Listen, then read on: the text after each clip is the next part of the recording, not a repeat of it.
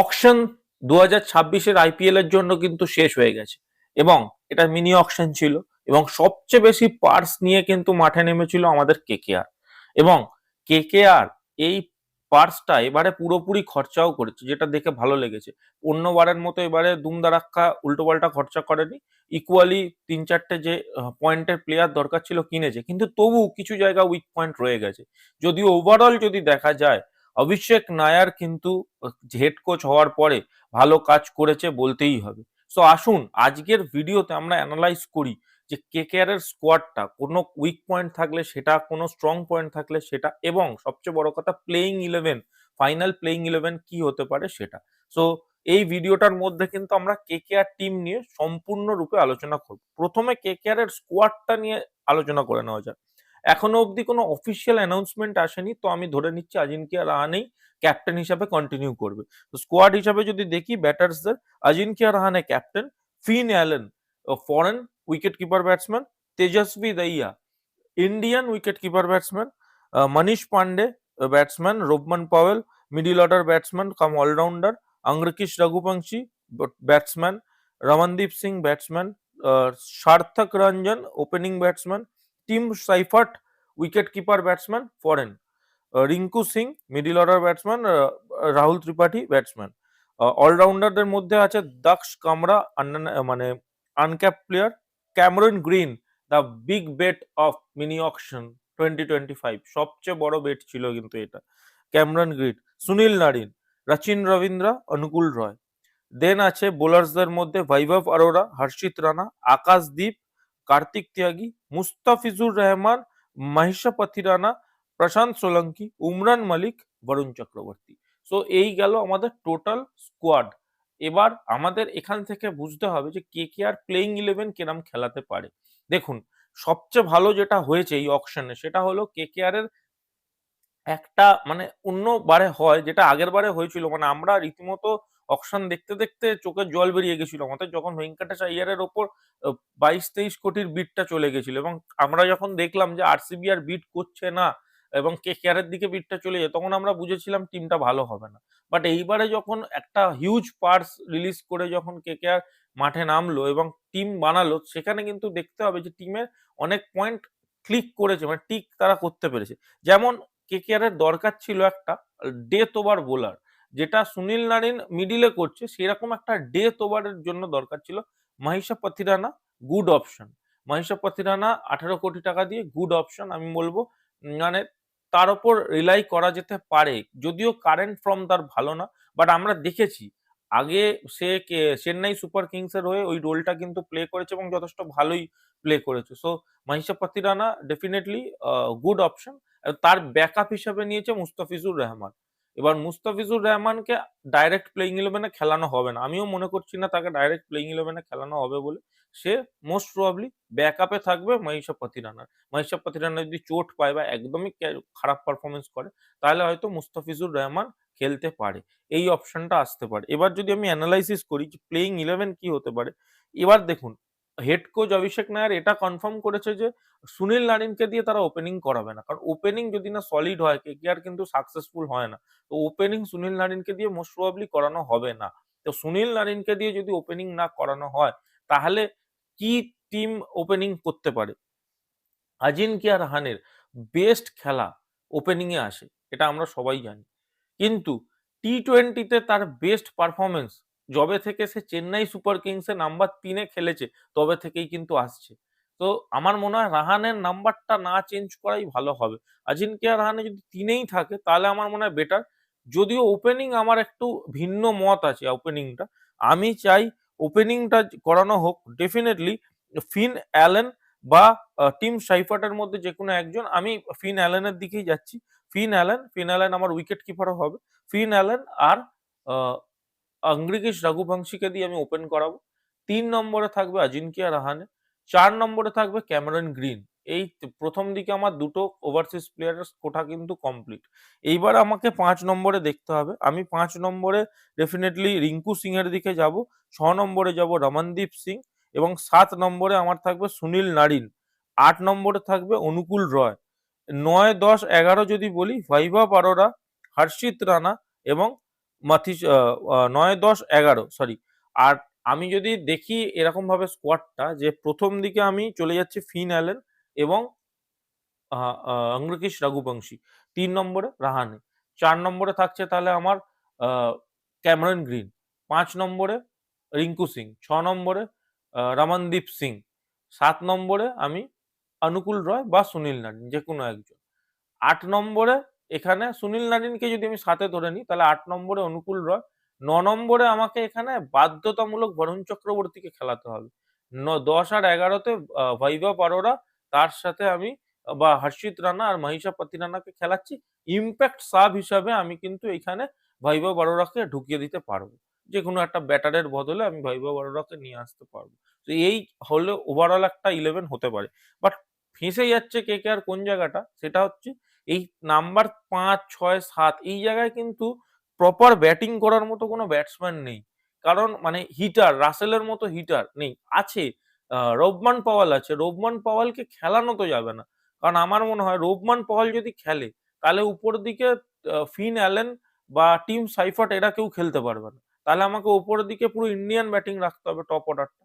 কারণ আপনি যদি উপর দিকে ইন্ডিয়ান ব্যাটিং না রাখেন তাহলে আপনার যদি একটা উইকেট কিপার ওভারসিসি খেলাতে হয়, যেটা আমরা দুটো ব্যাকআপ, একটা প্লেয়ার এবং একটা ব্যাকআপও রেখে দিয়েছি, তো সেটা যদি আমি একটা স্লট নিয়ে নিই, ক্যামেরন গ্রিনের আমি একটা স্লট নিয়ে নিলাম, সুনীল নারিনের একটা স্লট নিয়ে নিলাম, মহিষা পতিরানের একটা স্লট নিয়ে নিলাম, তাহলে তো আমার রোবমান পাওয়ালের জায়গাটা হচ্ছে না। তো ৫, ৬, ৭ এই জায়গাটায় কোন তিনজনকে সিলেক্ট করা হবে সেটা, যদিও আমার মতামতে যদি চলেন তাহলে আমি বলবো যে তেজস্বী দহিয়া বলে একটা প্লেয়ারকে নেওয়া হয়েছে। তেজস্বী দহিয়ার ওপর একটা বেট খেলে দেখা যেতে পারে পাঞ্জাব কিংস এর মতো। পাঞ্জাব কিংস কিন্তু দুটো আনক্যাপ প্লেয়ারকে দিয়ে ওপেন করিয়ে দিয়েছিল গত বছর, এবং সেইটার কিন্তু তারা একটা বেনিফিট পেয়েছিল। তারা মিডিল অর্ডারে সব এক্সপিরিয়েন্স প্লেয়ার রেখেছিল এবং তার ফলে কিন্তু টিম ফাইনালেও চলে গেছিল, যদিও শ্রেয়াস আইয়ারের এক্সেপশনাল ক্যাপ্টেন্সি ছিল, সেটা নিয়ে আমি অস্বীকার করবো না। বাট এই রিস্কটা কিন্তু কেকেআর নিতে পারে, মানে এটা খুবই একটা আনঅর্থোডক্স মানে চিন্তা ভাবনা আমার। বাট এই রিস্কটা যদি নিয়ে একবার দেখতো খুব ভালো হতো। আমি চাই আঙ্গকিশ রঘুবংশী আর তেজস্বী দহিয়া এই দুজন ওপেন করুক, দুজন ওপেন করুক এবং তেজস্বী দহিয়া উইকেট কিপিং করুক, দুটোই আনক্যাপ প্লেয়ার এবং দুজনে ওপেন করুক। ৩ নম্বরে রাহানে। একটু উইক মনে হতে পারে এইখানটা, বাট এই একবার যদি চলে তাহলে কিন্তু এই টিম ফাইনালে চলে যাবে। ৩ নম্বরে যদি রাহানে খেলে, আমি ৪ নম্বরে আরামসে চোখ বন্ধ করে আমি ক্যামেরন গ্রিনকে খেলাতে পারবো। ৫ নম্বরে আমি রিঙ্কু সিংকে খেলালাম, ৬ নম্বরে রোহমান পাওয়েল, ৭ নম্বরে আমি আহ রমনদীপ সিংকে খেলাচ্ছি। এবার আপনি প্লেইং ইলেভেনটা বলুন। মানে ফায়ার পাওয়ার, রন্ধ্রে রন্ধ্রে ফায়ার পাওয়ার ৩ থেকে। আমি রাহানেকে যদি ছেড়েও দিই, গ্রিন, রিঙ্কু, পাওয়েল, রমনদীপ, পুরো চারজনই হিটার। এবং আমি যদি খুব খারাপ না হই এর পরে সুনীল নারিন, সুনীল নারিন আসছে এরপরে। তো এই জায়গাটা আমার কিন্তু খুব স্ট্রং হয়ে যাচ্ছে। বরুণ চক্রবর্তী আমার মনে হয় প্লেইং ইলেভেন স্ট্রেট হবে। Varun Chakravarthy either impact player খেলবে, নইলে প্রথম প্লেইং ইলেভেনে থাকলে কারোর একটা ব্যাটারের জায়গায় ইম্প্যাক্ট প্লেয়ার হিসাবে ভৈভব অরোরা অথবা হর্ষিত রানাকে আনতে পারে, এই একটা অপশন থাকছে। এবং মহিষা পতি রানা যেহেতু আছে সেহেতু আমার মনে হয় হর্ষিত রানার ওপর লোডটাও কমবে, কারণ গত বছর আমরা দেখেছিলাম মানে ক্লুলেস ডেথ ওভার হচ্ছিল, মানে কোনো ক্লু নেই। বৈভব অরোরাকে ইভেন এক একটা সময় ডেথ ওভারে বোলিং করতে পাঠিয়েছে এবং ম্যাচ হেরে গেছে কেকেআর। সেই জিনিসগুলো আমার মনে হয় না এবছর হবে বলে, শর্ট আউট হবে। অনুকূল রয় হচ্ছে এমন একটা প্লেয়ার যে কেকেআর এর সাথে অনেক দিন ধরে জুড়ে আছে। এখন রিসেন্ট টাইমস এর ডোমেস্টিকে তার যা পারফরমেন্স, আমার মনে হয় অনুকূল রয়েরও কিন্তু ফার্স্ট প্লেইং ইলেভেনে খেলালে খারাপ হবে না। ৩টে কোয়ালিটি স্পিনার থাকবে। আপনি ভেবে দেখতে পারেন কিছু বছর আগে অব্দি সুনীল নারিন, বরুণ চক্রবর্তীর সাথে সুইয়াস শর্মাকে খেলানো হতো। সুইয়াস শর্মা ওই রোলটা কিন্তু অনুকূল রয়কে দিয়েও করানো যেতে পারে। অথবা সেম লেগ ব্রেক অপশনও একটা কিন্তু কেকেআর নিয়েছে প্রশান্ত সোলাঙ্কি নামে। প্রশান্ত সোলাঙ্কিকেও কিন্তু খেলানো যেতে পারে। সুইয়াস শর্মা যে রোলটা প্লে করতো সেই রোলটা কিন্তু প্লে করানো যেতে পারে, মাঝে মধ্যে এসে উইকেট ফেলে দেওয়া। এই রোলটা কিন্তু এই প্রশান্ত সোলাঙ্কিকে দিয়েও খেলানো যেতে পারে। প্রপার ব্যাকআপ আছে, তবে একটা দুটো উইক পয়েন্টও আছে। এবার সেটা নিয়ে যদি আমি ডিসকাস করি, যেমন সুনীল নারিনের কোনো ব্যাকআপ নেই কিন্তু এবছর। মানে গত বছর একটা ছিল কি সুনীল নারিন, আইদার যদি সুনীল নারিন একটা দুটো ম্যাচ চোটও পেয়েছে সুনীল নারিন, মানে টিমের বাইরে ছিল, তো সুনীল নারিনের জায়গায় কিন্তু মঈন আলী ছিল, একদম লাইক টু লাইক ওপেনিং এর রিপ্লেসমেন্ট, বোলিংও ভালো। তো সুনীল নারিনের like to like replacement kind of like to like replacement কিন্তু ছিল মঈন আলী, এবছর কিন্তু নেই। আমি যদি ধরে নিই যে রচিন রবীন্দ্রার চয়েসটা এই জন্য হয়েছে যে সুনীল নারিন যদি কখনো মিস করে তাহলে রচিন রবীন্দ্রা খেলবে, তাহলে এটা খুবই প্যাথেটিক এই মানে ভাবনা চিন্তা। কারণ রচিন রবীন্দ্র আর সুনীল নারিনের কম্পারিজনই হয় না। সুনীল নারিন ফেমাস তার বোলিং এর জন্য, তো প্রাইমারিলি সে একটা বোলার, রচিন রবীন্দ্র প্রাইমারিলি একটা ব্যাটার। তো দুটো কোনো কম্প্যারিজনই হয় না। আর রচিন রবীন্দ্র কিন্তু টি-20 সেইভাবে কোনো প্রুভেন প্লেয়ারও নয় যে টি-20 হেভি পারফরমেন্স করেছে। এটা যদি 50 ওভারের ফরম্যাটের গেম হতো, রচিন রবীন্দ্র খুব ভালো প্লেয়ার, বাট টি-20 সে কোনো প্রুভেন প্লেয়ার নয়। আর নারিনের বিকল্প তো হতেই পারবে না। আর দ্বিতীয় কথা, আপনি যখন ইন্ডিয়ান বোলিংটা দেখছেন, ইন্ডিয়ান বোলিং ভালো, কার্তিক তিয়াগি আছে, আকাশদীপ আছে, বাট আমার মনে হয় কোথাও উমরান মালিক আছে, বাট কোথাও গিয়ে মনে হয় বোলিং এ যেহেতু আমি মুস্তাফিজুর আর পাতিরানার মধ্যে একজনকেই খেলাতে পারবো, মানে ফরেন ফরেন যে কোটা, বিদেশি প্লেয়ারের যে কোটা, সেটা যেহেতু 4 জনের, আমি দুজনের মধ্যে একজনকেই খেলাতে পারবো। তো সেই জায়গায় দাঁড়িয়ে কিন্তু ইন্ডিয়ান বোলিং এর উপর অনেক কিছু রিলাই করছে। আমি আবারও বললাম, ব্যাটিং এ আমরা রাহুল ত্রিপাঠীকে এনেছি, ব্যাটিং এ আমরা মনীষ পান্ডেকেও এনেছি, বাট আমি এই এই দুটো প্লেয়ারকে কোন জায়গায় খেলাবো আমি কিন্তু এটা ডিসাইড করে উঠতে পারছি না। কারণ যদি খুব অ্যাগ্রেসিভ চিন্তা ভাবনার দিকে যায় তাহলে কিন্তু ফিন অ্যালেনই মানে ইউজুয়ালি এটাই হওয়া উচিত, ফিন অ্যালেনই ওপেন করবে, ফিন অ্যালেন আর তার সাথে আইদার রাহানে নইলে রঘুবংশী, কেউ একজন ওপেন করবে, এটাই হওয়া উচিত আমারও যা মনে হচ্ছে। কারণ দুটো তাহলে ব্যাকআপ প্লেয়ার নিত না, ফিন অ্যালেন আর টিম সাইফার্ট দুজনকে একটাই পজিশনের প্লেয়ার, সেটা নেওয়া হতো না। তো নিয়েছে মানে ফিন অ্যালেনই ওপেন করবে, তার সাথে হয়তোবা রাহানে নইলে রঘুবংশী ওপেন করবে। সেক্ষেত্রে কিন্তু রোবমান পাওয়ালের জায়গা হবে না। রোবমান পাওয়াল কিন্তু সেক্ষেত্রে লাইক টু লাইক রিপ্লেসমেন্ট থাকবে আপনার ক্যামেরন গ্রিনের জন্য। তো এই জায়গায় আমার মনে হয় কেকেআর ল্যাকটা করে গেছে। আমার মনে হয় ইন্ডিয়ান উইকেট কিপার দিকে আরেকটু বেশি ফোকাস করলে ভালো হতো। ইন্ডিয়ান কোনো উইকেট কিপার যার ওপর বেশি ফোকাস করে তাকে যদি টিমে নেওয়া যেত, আমার মনে হয় বেটার হতো। এই জায়গায় কিন্তু একটা ল্যাগ হয়েছে, ডেফিনেটলি ল্যাগ হয়েছে। এবং এবারের স্কোয়াড আমি যদি নাম্বারিং করি 10-এ আমি ডেফিনেটলি 8 তো দিয়েই দেবো। কারণ খুব ভালো অকশন গেছে, কারণ প্লেয়ারের রিসোর্সেস খুব কম ছিল, সেই তুলনায় অকশন ভালো হয়েছে।